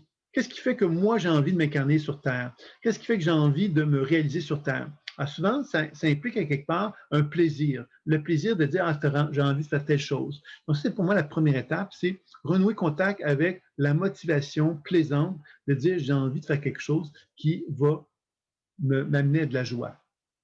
Donc, ça, c'est la première étape. Je présume, Brigitte, que quand tu me dis que tu as offert des écoutes, des soins, des exercices physiques sur le web et des échanges sur l'espoir d'une situation meilleure à celle actuelle, c'est sans doute quelque chose qui doit te nourrir dans le plaisir.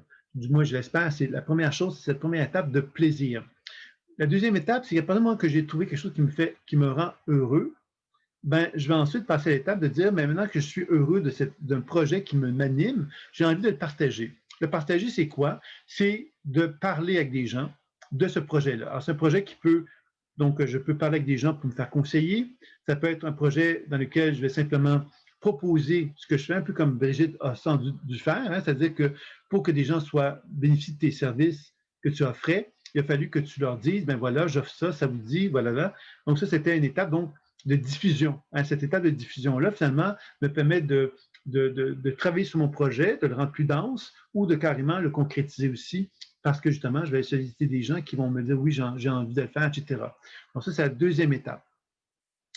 La troisième étape, c'est commencer à porter en tant que leader le projet que j'ai mis en place. C'est-à-dire que j'ai du plaisir, j'ai un projet qui me nourrissait, j'en ai parlé avec des gens, ces gens-là m'ont dit oui, j'embarque, je le fais. Donc ça, c'est incarner sa propre lumière au niveau du plexus solaire. C'est vraiment cette volonté d'incarner qui on est dans la lumière de qui nous sommes.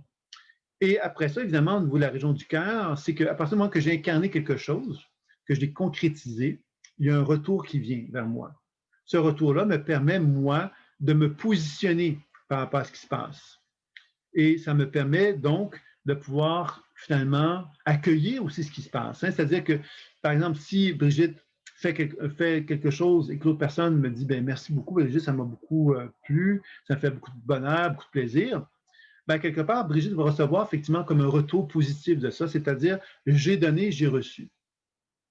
Et cette idée de cet échange-là, c'est beaucoup au niveau de la région du cœur qui va me permettre, moi, de pouvoir finalement, d'une certaine façon, clore quelque chose, c'est-à-dire de dire, ben voilà, j'ai eu quelque chose d'excitant, j'en ai parlé avec des gens, ça m'a permis de faire ce que j'avais à faire et j'ai un retour positif, c'est super, c'est très bien.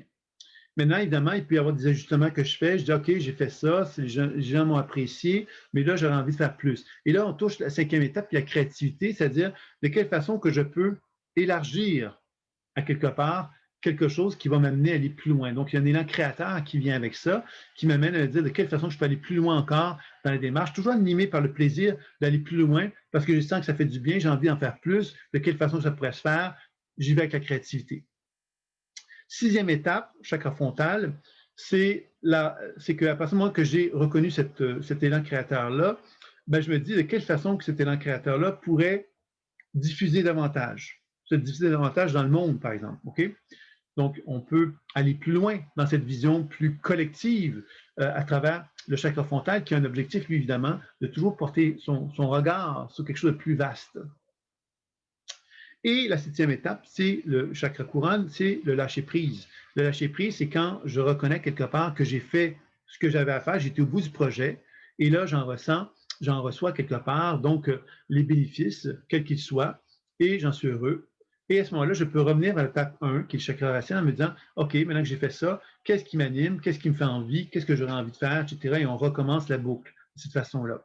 Alors, vous voyez que ça peut être intéressant pour vous de vous attarder à ces 7 étapes-là pour permettre justement une plus grande clarté sur les objectifs que vous pourriez manifester dans votre vie pour 2021, qui vous permettrait justement de donner un sens à votre vie en tant qu'individu, mais un individu qui apprend donc à reconnaître ce qu'il est lui, apprend donc à reconnaître ce qui anime son monde intérieur, qui apprend à reconnaître à quelque part ce qui anime la planète Terre, qui apprend à reconnaître à quelque part ce qui anime la mémoire collective, dans le champ subtil de la mémoire humaine, le cerveau collectif, pourrait-on dire, de m'aligner à l'âme, donc de me dépasser au niveau de cette collectivité-là pour accéder à quelque chose de plus lumineux, de plus spirituel, qui me fait comprendre d'une certaine façon que l'être humain, quelque part, a peut-être avantage à se relier à quelque chose de plus vaste que simplement ce qui lui est proposé sur Terre actuellement, parce que justement, en étant cette énergie-là, moi, ça me donne envie de m'incarner à ma propre lumière, puis de donner un sens à ma vie et donner un sens à l'humanité, quelque part, dans laquelle je suis, pour arriver à une transformation. Et c'est là que ces étapes de réalisation peuvent être mises en application par la suite. Donc voilà, c'était un peu ce que j'avais envie de vous présenter concernant donc cette conférence-là, Comment puis-je incarner ma lumière en 2021. Je ne sais pas si vous avez des questions par rapport à tout ce qui a été dit aujourd'hui ou des thèmes que vous aimeriez que je regarde. Moi, vous savez sans doute que j'avais fait une proposition pour ceux qui sont intéressés qui concerne mission de vie de transformation de l'être. C'est un enseignement donc qui a déjà été fait. C'est donc des replays à lesquels vous allez assister. C'est 4 ateliers qui vous donnent un genre de protocole pour vous lancer dans un projet pour 2021 de mission de vie. C'est quoi ma mission de vie pour 2021 et de quelle façon que je peux permettre une transformation de l'être en compte de ça. Donc, c'est 4 ateliers de 2 heures qui sont en replay, mais pour leur personnaliser cet enseignement-là, moi, je proposais 4 rencontres individuelles de 15 minutes chacune pour ceux qui sont intéressés. Donc, ça fait comme une consultation d'1 heure qui est proposée à ce moment-là, mais qui va se faire à chacun des ateliers. Donc, je vais donc pouvoir vraiment vous aider à aiguiller votre cheminement et votre progression par la pleine conscience intuitive. Je vais faire des lectures intuitives et vous aider à préciser pour chacune des étapes comment vous pourriez cheminer. Alors, ça peut être donc, je pense que ça peut être vraiment intéressant. Et en plus de ça, vous aviez un petit enseignement de 3 ateliers de 2 heures qui ont déjà été faits aussi, qui s'appelait Élever vos fréquences et devenir créateur de votre vie, qui met en évidence un peu comment je peux apprendre à m'accompagner face à la loi d'attraction. La loi d'attraction, c'est je fais des actions, la vie me donne une réponse, de quelle façon que je réagis à ça et de quelle façon que je peux permettre justement comment je peux jouer avec cette loi d'attraction-là pour amener un processus créateur à prendre forme dans la vie. Alors, c'était un peu l'enseignement que je vous avais proposé dans le mail que vous avez reçu. C'était 150 € ou dollars. Donc, vous aviez jusqu'au 1er février pour pouvoir vous y inscrire. Donc, ça vous dit, c'est quelque chose qui est adaptable, mais c'est un enseignement que vous allez suivre à votre rythme et les rencontres, vous allez les faire, prendre un rendez-vous avec moi à votre rythme aussi. Donc, ça peut être intéressant. C'est un petit plus pour ceux qui auraient envie donc de cheminer avec moi pour vous aider pour l'année 2021. Donc voilà. Alors habituellement, je fais une petite démonstration. Donc je ne sais pas s'il y a quelqu'un qui aura envie que je fasse une petite démonstration. Là, je viens de voir qu'il y a un petit texte qui vient d'arriver que je n'avais pas lu. OK. Sentir que l'on a fait une différence positive. Les ventes de QI sont très favorables pour l'énergie de la créativité. Merci, j'apprécie. Mais tant mieux, Brigitte, ça me fait plaisir de savoir que tu apprécies les petites bandes de QI, que moi j'aime beaucoup. J'ai écrit un livre là-dessus, donc c'est pas parce que j'avais une fantaisie, j'avais envie vraiment de le faire véritablement. Parce que j'y crois beaucoup à ces produits-là. C'est quelque chose que j'expérimente depuis longue date. OK, Louise me dit qu'elle est disponible pour la démonstration. Est-ce que tu as un thème particulier, Louise? Je présume que tu aurais le désir peut-être qu'on regarde pour l'année 2021 quelle serait la mission de vie qui serait profitable pour toi, quelle serait l'orientation de l'année qui vient. Je ne sais pas, c'est ce que je pense qui pourrait être intéressant. Donc, je vais prendre le temps de regarder ça avec toi.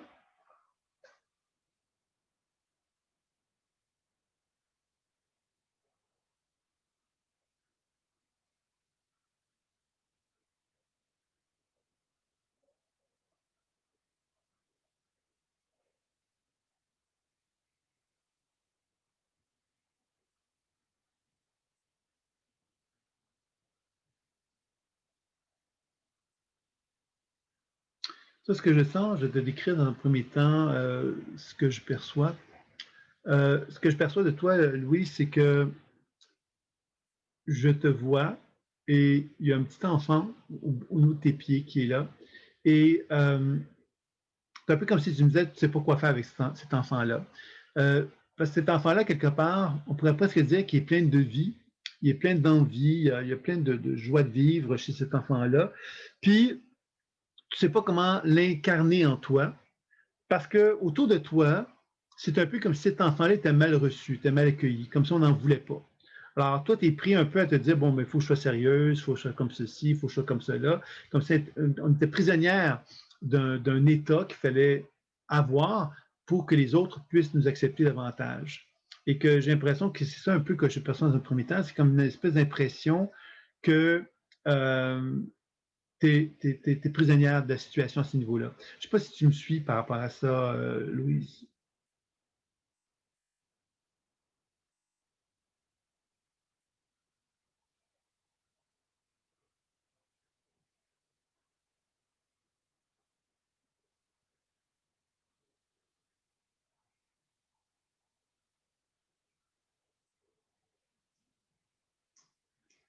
Parce que tu vois, quand on essaie de faire bouger l'énergie au niveau de tes jambes et de l'enfant intérieur pour l'intégrer dans tes jambes, pour que ce soit plus en paix et en harmonie avec toi, euh, c'est un peu comme si je sentais comme un peu bloqué par rapport à ce que je vais manifester. Ouais, mais c'est ça quelque part, c'est que dans tes jambes, je sens beaucoup de tension, beaucoup de confusion quelque part. Moi, je crois que ce que tu veux manifester, c'est l'enfant intérieur qui est là. L'enfant intérieur, quelque part, c'est quelque chose de joyeux, de gai, de léger aussi, et d'incarné. D'incarné en le sens que je ne me pose pas de questions, je fais ce que j'ai à faire. Alors, quand on est sensible, on peut se poser 1 million de questions parce qu'on se dit, ah, je ne peux pas faire ça, je ne peux pas faire ça, je ne peux pas faire ça, je ne peux pas faire ça, je peux faire ça. Il y a plein de raisons, en quelque part, de ne pas faire quelque chose parce qu'on est très sensible, parce qu'on a pris conscience de l'un, on a pris conscience de la sensibilité de l'autre. On devient quelque part prisonnière de les autres, alors que finalement, j'ai l'impression que ton chemin pour cette année, c'est un chemin de liberté. Le chemin de liberté, c'est de se dire, je ne le fais pas contre vous, je le fais pour moi, mais je le fais. Je ne suis pas en train de me demander pourquoi je ne devrais pas le faire parce que telle personne m'a regardé avec des yeux qui n'étaient pas contents, je ne sais quoi. Oui, Agathe, je te remercie. Oui, d'accord, bien oui, aucun problème. Agathe me disait qu'elle allait nous quitter. Merci. Donc, elle me dit très inspirant et votre présence à chacun et chacune. Merci à la prochaine. Merci beaucoup, Agathe. Donc, je reviens donc à Louise. Qu'est-ce que tu en penses de ce que je viens de te dire par rapport à ça?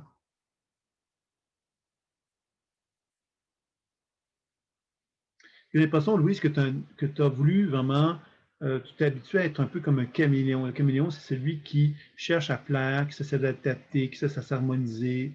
Et puis que j'ai l'impression, quelque part, qu'il te faut apprendre à te reconnecter avec ta propre couleur. Là, tu me dis, c'est vrai que je fais les choses pour moi. C'est pas ça que j'ai dit. Donc, je ne sais pas ce que tu as compris. Euh, moi, ce que je te disais, finalement, c'est que j'ai l'impression que le caméléon qui est en toi, ben, doit apprendre, évidemment, à se remettre en relation avec sa propre couleur.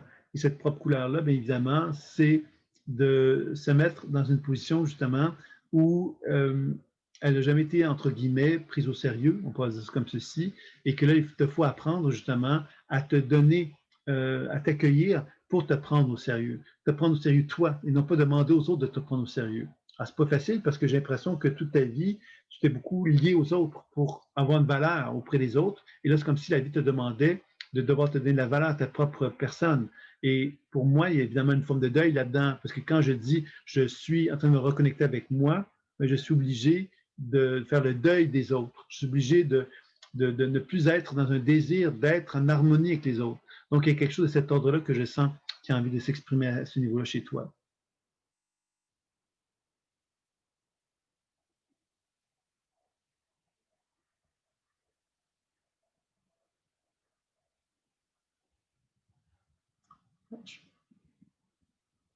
Cela confirme pourquoi je suis seul. Ben oui, dans le sens que quelque part, moi, ce que je sens, c'est que si on regarde pour cette année, euh,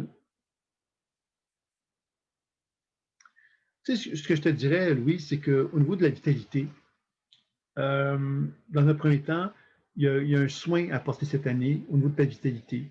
Comme si je sentais que tu étais, quand je percevrais un niveau énergétique, c'est comme un fil d'énergie très fin. Donc, il y a une vitalité qui est faible. Ça, c'est une première chose.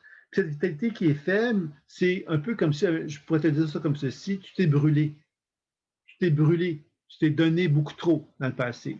Alors, dans un premier temps, il faut apprendre le temps de se ressourcer, de se prendre soin de soi pour apprendre justement dans un premier temps à se dire, ben voilà, moi, j'ai plus envie de plaire à qui que ce soit. J'ai envie de me plaire. Et envie de se plaire, c'est un défi en soi, parce que se plaire, ça veut donc dire vivre le deuil dont je parlais tantôt, que tu n'as pas jamais vraiment fait dans ta vie, selon moi, et de t'amener donc tout doucement à te reconnecter avec un désir de prendre soin de toi, de te sécuriser. Se sécuriser, mais c'est commencer à se rendre compte à quelque part qu'il y a plein d'attention que tu as envie de te donner. Et c'est quelque chose que tu t'es pas habitué à faire dans le passé. Alors, quand tu me dis c'est pourquoi je suis seul, je ne sais pas quelles sont tes intentions à ce sujet-là, mais moi, ce que je te dirais, c'est que la solitude n'est pas une mauvaise chose de ce que je perçois dans un premier temps, parce que tu as besoin de te retrouver dans ta solitude pour être capable de renouer contact avec cette force intérieure que tu as besoin de développer pour être capable de te dire, j'ai le droit de me lever debout, j'ai le droit d'être qui je suis. Parce que être qui je suis, c'est pas être ce que les autres veulent que je sois, c'est être qui je suis. Donc, un travail à ce niveau-là que tu es en train d'apprendre à faire pour te donner la permission de constater quelque part que tu mérites d'être qui tu es. Et c'est ça un petit peu que je sens qu'il y a besoin de prendre forme chez toi à ce niveau-là.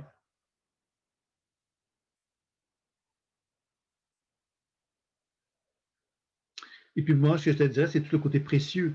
Quand on s'aime, on est précieuse. Et quand on est précieuse, bon, on n'est pas en train de tout le temps vouloir faire en sorte que les autres nous apprécient, nous aiment, je ne sais quoi. On apprend effectivement à se donner de la valeur. Et cette valeur-là fait que les gens vont nous apprécier puis nous aimer, non pas parce qu'on est en harmonie avec eux, mais parce qu'on est qui on est. Et je pense qu'il y a quelque chose à ce niveau-là qui est en train de se prendre forme cette année. Donc, c'est une année qu'on pourrait dire qui est basée sur la solitude. Je ne veux pas dire que tu vas être seul en te disant ça comme ça, mais basé sur la solitude parce que tu vas apprendre à être seul. Qui ne veut pas dire que tu vas être seul autour de toi. Tu vas apprendre à être seul parce que tu vas apprendre à reconnaître que tu as le droit d'exister à l'intérieur de toi comme un être unique et individualisé qui n'a pas besoin de plaire à tout prix les autres. C'est ça un peu la solitude. Et pour moi, c'est un acte de maturité. Et cet acte de maturité va te permettre donc de développer des relations avec d'autres gens, mais ces relations-là vont reposer sur un désir que tu vas avoir, toi, de développer une relation dans lequel les gens vont apprendre à t'accepter et à te reconnaître tel que tu es et non pas face à ce qu'eux voudraient que tu sois. Toi, c'est ça un peu que je te dirais par rapport à ça. Je ne sais pas si c'est clair pour toi ce que je viens de te dire.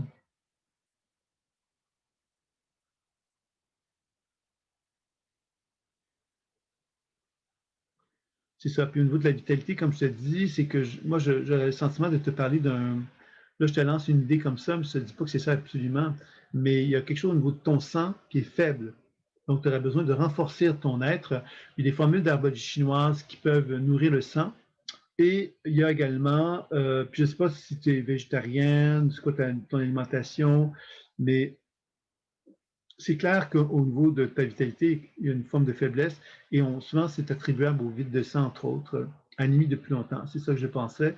Euh, donc, je ne sais pas si tu prends quelque chose pour ton anémie, mais donc les formules d'aboli chinoise pourraient être un élément intéressant. Il y a une formule qui s'appelle Nukebazen supplément de fer. OK. Je vais t'en donner un comme ça ici qui pourrait être intéressant. Euh, mais tu es de quelle région, toi, Louise? Ça, c'est le grand tonique d'herbologie chinoise pour les femmes à Saint-Jérôme, d'accord, donc du Québec. Oui, à Québec, il y a un monsieur qui tient un magasin. Ça s'appelle Micadam, je pense. Et tu pourrais le commander de là. Ou tu pourrais aller à Montréal, mais à Montréal, je ne sais pas si je pense que tout est fermé actuellement, c'est vrai. Il y a un petit magasin sur la rue Mont-Royal, devant le métro Mont-Royal plutôt, sur Mont-Royal, qui est une petite boutique qui vend des produits d'herbologie chinoise en pilule. Et sinon, Micadan, il va pouvoir te le vendre, lui, sous forme de poudre probablement. Et c'est ce que je préférerais, moi, pour toi, ce serait de la poudre. Et ce serait Nuke Bazantang, qui est la formule dont je te parle. Donc voilà, c'est un peu, ça tente d'aller voir ça un petit peu. Ça peut être quelque chose d'intéressant pour travailler avec ça, avec le supplément de fer. Puis moi, j'aurais tendance à te dire, bon, ben, je ne sais pas si tu es végétarienne, mais de vraiment être très attentive à ton alimentation, justement, pour te donner le maximum, justement, pour aller chercher tout ce qui est nécessaire pour que ton sang puisse se reconstruire. Donc, voilà. Une qui dans le temps, ça serait peut-être une formule intéressante. Puis, pas beaucoup de viande, c'est ça, mais ça, l'anémie, on conseille souvent de manger de la viande dans le cas d'anémie, mais bon, je peux comprendre que ce n'est pas toujours la chose. Mais c'est ça, je sens que tu as besoin de reconstruire ta santé. C'est ça, tu as une fragilité, tu as une faiblesse, donc tu as besoin de rebâtir ta santé de façon globale. C'est ça un petit peu que je sens de ça aussi. Voilà. Donc, ça c'est bon pour ça, c'est bien pour toi, Louise, ce qu'on vient de regarder ensemble. Bienvenue, je te remercie. Donc, on a fait un petit peu de tour d'horizon de ce que j'avais envie de présenter avec vous. Je fais ma petite démonstration, j'en fais toujours une avant de terminer. Si ça vous dit, il y a une lecture d'âme. Pour ceux qui auraient envie, effectivement, de bénéficier des lectures d'âme, ça va se faire quand? Mon agenda, il est ici, je vais vous dire, la lecture d'âme, c'est une lecture d'âme qui va avoir sur YouTube. Elle va avoir lieu donc la semaine prochaine, je pense. Et c'est pas moi qui la fais, hein, donc c'est pas par mon propre biais, c'est en organisation avec une structure qui m'a invité à le faire. Et on est le 14 janvier. Ça va avoir lieu donc, pour si jamais il y a des gens qui sont intéressés, conférence. Voilà, c'est le 18. Le 18, c'est un lundi. Alors, il va y avoir donc, ça va être sur YouTube, ça va être fait. Une conférence, c'est une lecture d'âme. Donc, les gens me posent des questions et je réponds à des questions. Donc, si ça vous intéresse, c'est quelque chose qui va être fait. Vous savez également qu'il y a un webinaire dans lequel je fais un petit peu des choses comme ça, où je réponds aux questions de façon générale, tant sur la pratique personnelle, professionnelle, que sur des questions d'ordre général que vous pouvez avoir. C'est un moment assez privilégié que vous avez à ce moment-là. Puis ça, c'est à la fin du mois. Je pense que c'est le 28, si je ne me trompe pas, le 28 janvier que ça va avoir lieu. Donc, si ça vous intéresse, je vais peut-être vérifier. Des fois, je ne l'écris pas, mais ouais, je pense que c'est un jeudi 28 janvier que j'avais noté pour le webinaire que je fais une fois par mois. Hein. Donc, pour ceux qui ne le savent pas, donc je fais et c'est un petit moment quelque part qui peut être intéressant pour partager, tout simplement, ce qui est là. Puis ça peut être effectivement intéressant de pouvoir le faire. OK. Donc, mais merci Céline pour le câlin, j'apprécie. Et puis, donc, voilà. Alors, je vais vous souhaiter une belle fin donc, de journée pour ceux qui sont au Québec, une belle fin de soirée pour les gens de la France. Vous allez avoir le replay dans les prochains jours sur la chaîne de Pleine Conscience Intuitive sur YouTube, comme d'habitude. Et voilà. Donc, je vais vous souhaiter de très, très belles journées, un très, très beau début d'année et une très, très belle année. Soyez à quelque part attentifs, justement, à ne pas vous faire envahir par toutes les peurs et tous les doutes et tout ça qui peuvent se passer, mais soyez justement dans votre puissance intérieure. Et on a essayé un petit peu tous ensemble aujourd'hui de travailler là-dessus. Et le 28, on pourra regarder comment ça évolue pour chacun d'entre vous. Je vous dis à très bientôt. Au revoir.